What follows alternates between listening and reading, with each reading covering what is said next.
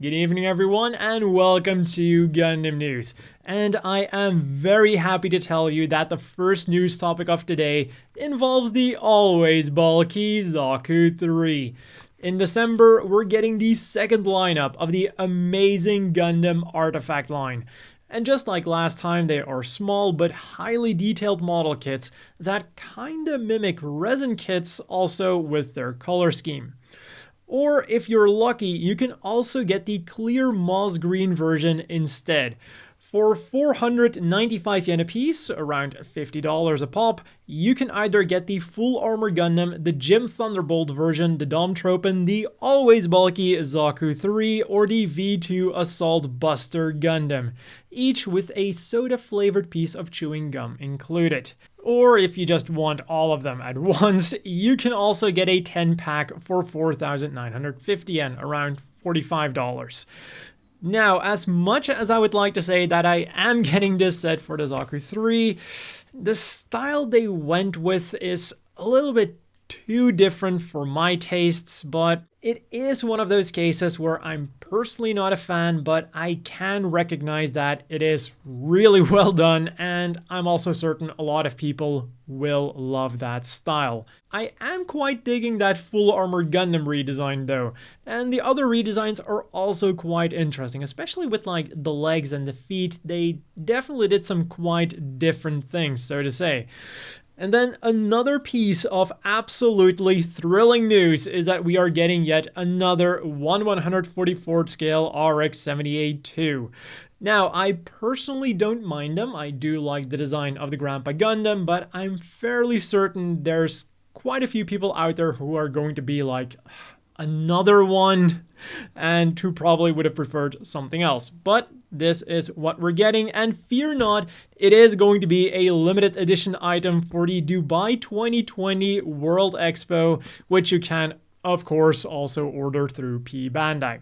Also, when I first read about this, I was like, wait, this is a kit for the 2020 Dubai Expo? And then I realized like, oh yeah, 2020, they're gonna hold it this year. Reservations started on the 19th, and it is currently scheduled for October.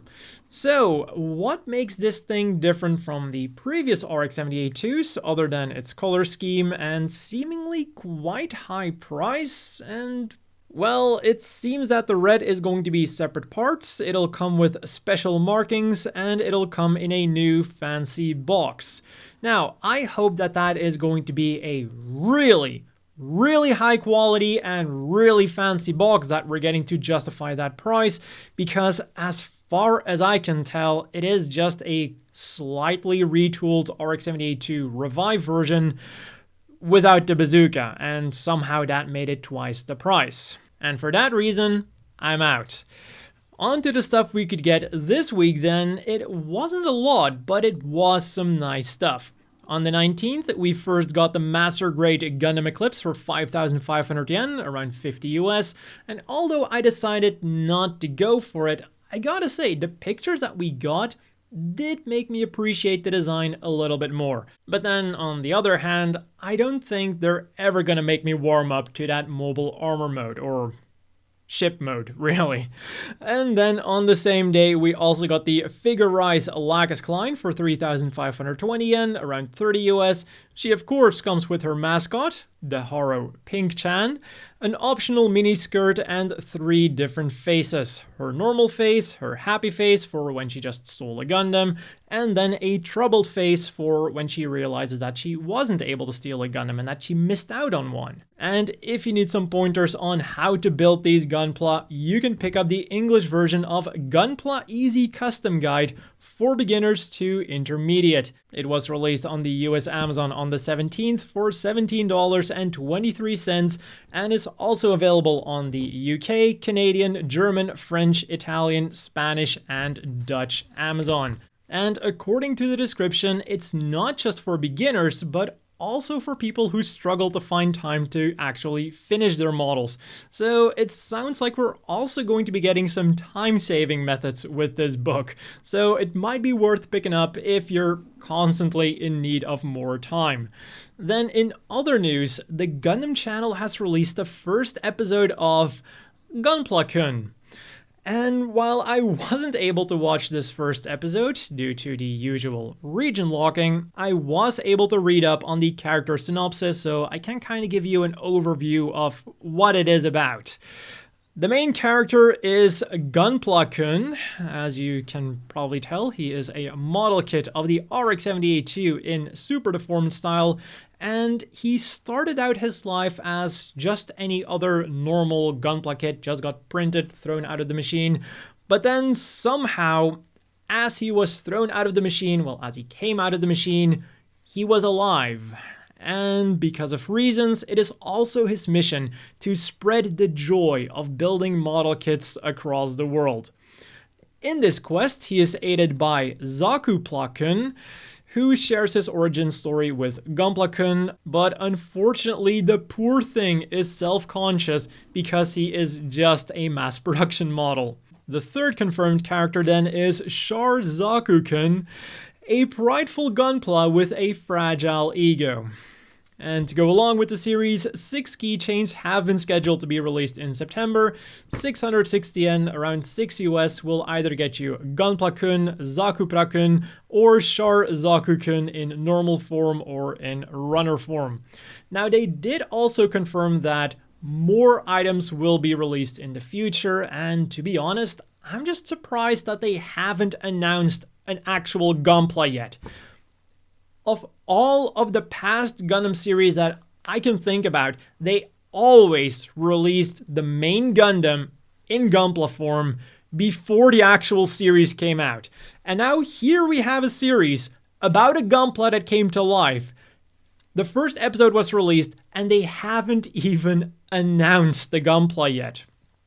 Just kinda weird, to be honest. But regardless, on the 19th, we got a look at yet another one of Mika Akitaka's MS Girls, and this time around it was the Kaempfer. It is the usual spiel, kinda. The upper body, like the arms and the head, really well done, really nice and distinct. They really captured the feeling of the Kaempfer here, and in the past, I've said it a couple of times that I didn't really like it when the head was completely covered and you don't see the face, but with the Kaempfer, it goes really well and really adds to the overall badass feeling that you would get from something like the Kaempfer. Now, the legs, though, are just the usual cookie cutter streamlined legs. It kinda looks like there's thrusters on the side, but even with that, they should have been a bit heftier for a design that was inspired by the Kaempfer. Also, for those in Japan, at select Gundam Café stores, they'll have a limited supply of the MS Girl Note 0079 art book, autographed by Mika Akitaka himself. If I was in Japan at the moment, I would have loved to get one of those. Also, the book releases on the 27th, both autographed and regular versions. And now it is already time to have a look at this week's Gundam Apparel. Just like the Gunpla, it's quality over quantity here. First up is the Double Zeta Gundam 35th Anniversary Collection with quite a few different designs from Strict G. There's an AUG t-shirt for 5,280 yen, around 50 US, with some really groovy foil print that really captures that 80s aesthetic. Then there's a white Kublai, navy blue Zeta Gundam, or a green Quinn Mantha t-shirt for 4,180 yen, around 40 US. Then we can get that AUG design printed normally on a black polo t-shirt for 6,380 yen, around 60 US. And you can also get that polo with a white Kublai design. Next up is a burgundy Nail Argama cap or a black Neo Zeon Axis cap for 5,830 yen, around 55 US. And finally, you can get a Double Zeta Gundam or Quinn Mantha pin for 880 yen a piece. Strict G's second lineup then is the Strict G New York Dry Athletic Collection, featuring the Gundam head design that we have seen before on this collection on a variety of streetwear. Now, I wonder if they're also going to produce that skateboard that we see on the promotional image. But what we can certainly get is a baggy t-shirt for 7,480 yen, around 70 US, a baggy long sleeve t-shirt for 8,580 yen, 80 US, a polo t-shirt for 10,780 yen, 100 US, a baseball t-shirt for 11,880 yen, 110 US, and a baseball cap for 5,500 yen, 50 US. They're not the cheapest things around, but at the very least, they do look really nice. Like, I would have liked to get that t-shirt if it was normal sized. Over at the Gundam Cafe then, they launched some new fortune lattes that are available exclusively at the Gundam Cafe Tokyo. Now, the flavors are quite interesting. There's Frozen Red, which is strawberry flavored and unicorn themed, Frozen Blue, which is milk lemonade flavored and freedom themed, and Frozen Green, which is green tea flavored and RX-78-2 themed. Now, at first I was quite confused when I read about those flavors because keep in mind, we're talking about fortune lattes here. So when I saw the flavor milk lemonade, I was like, what? You guys are mixing lemonade and coffee together? But then I realized like, oh, they're just taking the milk part of the latte and replacing the coffee with lemonade. So at first I was disgusted, but now I kind of want to try them at least once, and then I'll see how that goes. Other than that then, they've also got a new item for sale at the Gundam Cafe online section of P Bandai. The LED acrylic stand Gundam Seed GCTBC uniform version, which is exactly what the title says it is. It is a light-up stand that takes either 3 AAA batteries or the included USB cable, and I cannot believe I'm saying this, but congratulations on finally using a USB cable as well. Now start doing that on Gunpla.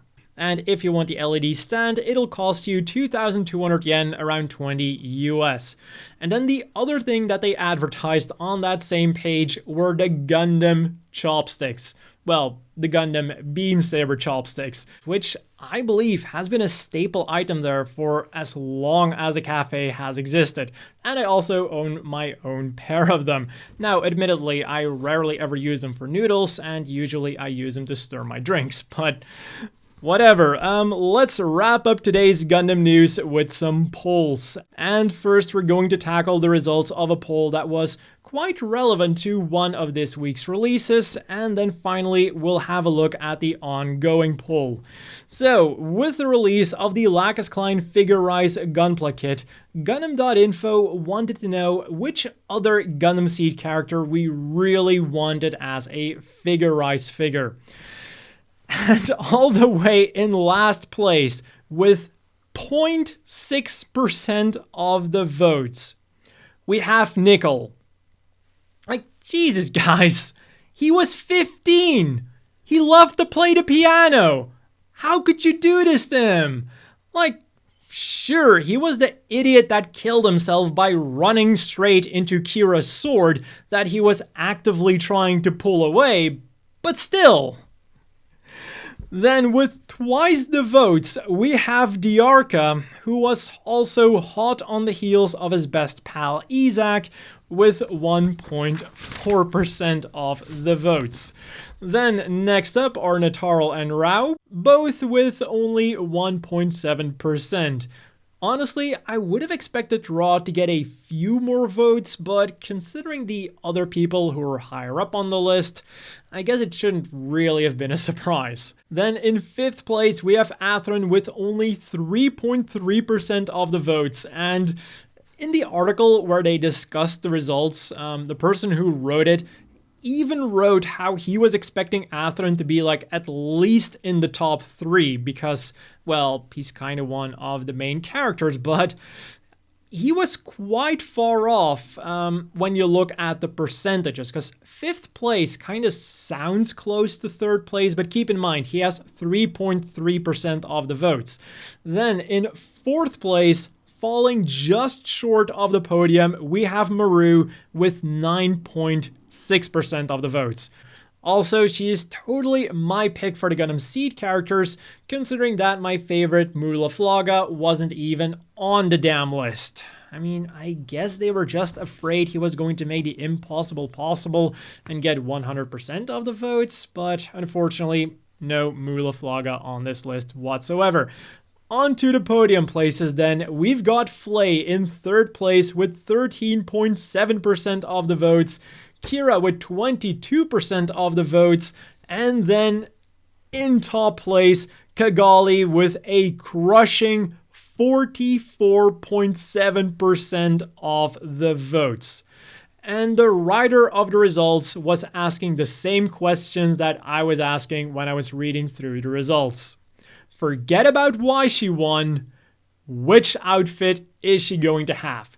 Is it going to be the Desert Dawn outfit? Is it going to be her Orb outfit? Or maybe even her pilot suit, because I think that would be nice to display alongside a Strike Rouge figure, whether it's the high grade, the master grade, or one of the action figures. Let me know down below which one you would like. Now, personally, I think it would be hilarious if they released a P-Bandai version of her wearing the Desert Tiger's dress.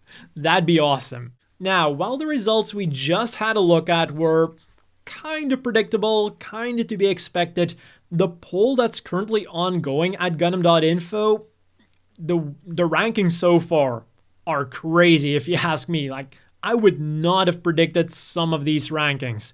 So the question they asked this time around is, who is your favorite Tomino Gundam main character? And all the way in last place, that one I understand, is Uso from Victory Gundam.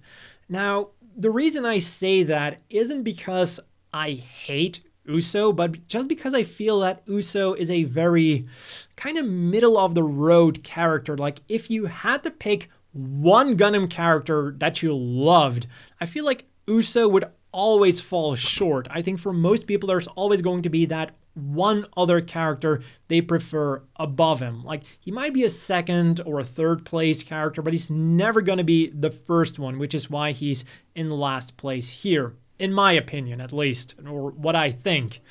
Then in second to last place, now this I do not understand. With 114 votes, Amuro from the original Gundam series. I think Amuro from OG Gundam is one of the best Gundam characters around because of his character development. He doesn't start out amazing, but he becomes amazing. Like, he totally should have been at least in the top 3, if you ask me. Then third place, another surprise, Judo. Even though Double Zeta Gundam might not be the most popular Gundam anime around, I would have expected Judo to be a bit higher on this list. But hey, surprises happen. Then in fifth place with 147 votes, we have Bellary from Reconquista NG, giving the Reconquista NG fans again something to be happy about because he did beat out some pretty impressive characters. So Reconquista NG fans, good on you folks.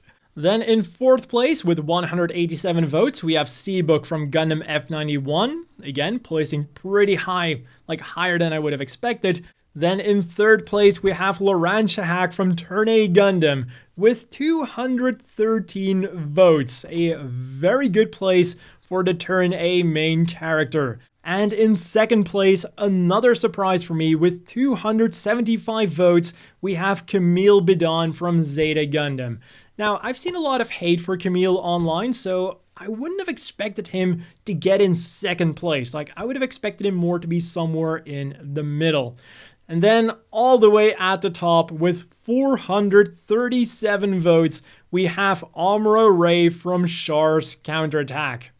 Now, if we're purely talking about how badass a character is, Amuro Ray from Char's Counterattack would have been my favorite character as well.